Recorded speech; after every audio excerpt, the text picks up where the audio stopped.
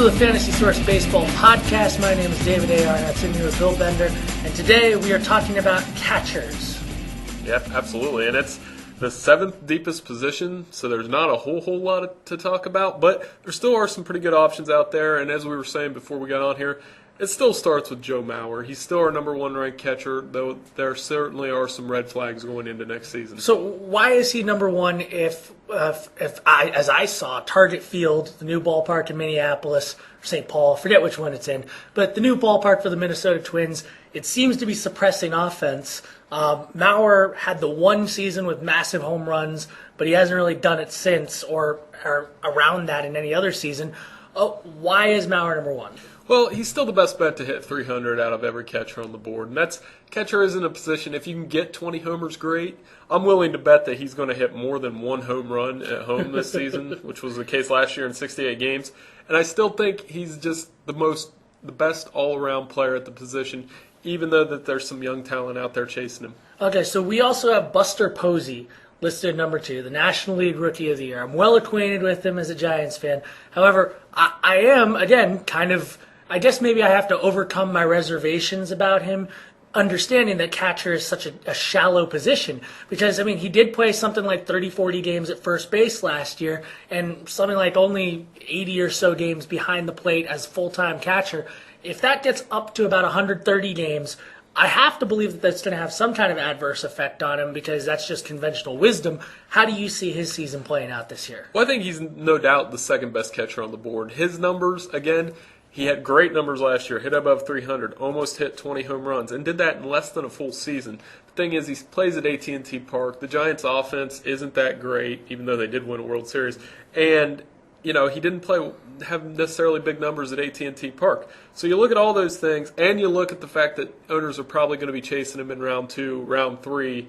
The value might not meet the expectations and the statistics that you get at the end of the day. Yeah, that's the crazy thing about catchers as far as like your strategy when you decide you're going to get them.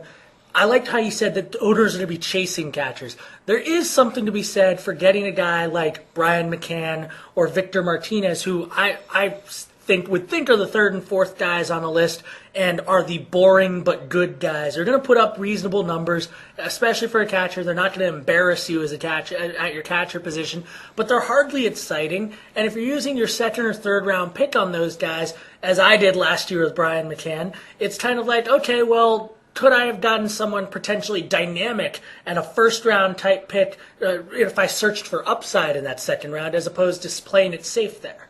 Well, that's the thing. Brian McCann, Victor Martinez, and Carlos Santana are part of that next group. So you've got to make a decision before the draft. You're either A, going to chase one of these top 5 guys that we've already talked about, or B, put it on the back burner. That's what I'd do. I would wait. Because there's not that much difference between Ryan Doumit and Giovanni Soto in my book. Maybe a little bit more power on one side, and that's you're talking about the guys that are ranked 6 to 20. They're all interchangeable. So if you want to take a chance on one of those top 5 guys, that's fine. I really do like Victor Martinez with the Tigers, and I do like Carlos Santana, even though we didn't see a lot of him last season. I think he's a guy, if you look at him, 19 extra base hits and 150 at-bats last season, kind of scratching the surface of what he can do.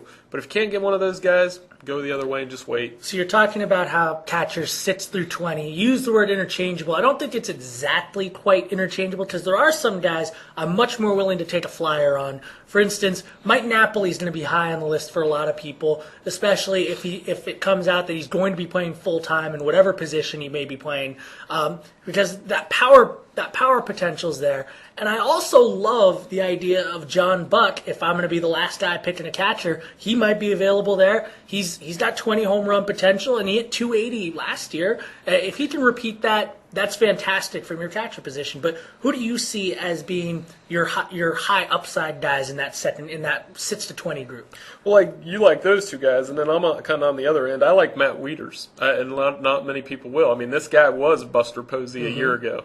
This guy was considered that guy that was going to be the next Joe Mauer, and he had his numbers got a little bit better in the second half. Where you're going to get him, though, in that round 10, maybe later, round 13 even. He's an excellent value pick.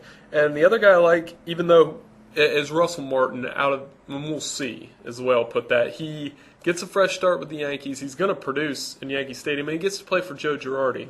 And he has a chance to play every day with Jorge Posada probably moving to a designated hitter role. So you put that all together, and if he can hold off is it Jesus Montero, the prospect they have coming up? I believe that's his name. And if he can hold him off, there you go. Russell Martin, excellent sleeper. Now, what about guys in that group that some owners may be trying to talk themselves into, but you would say, no, stay away from that guy?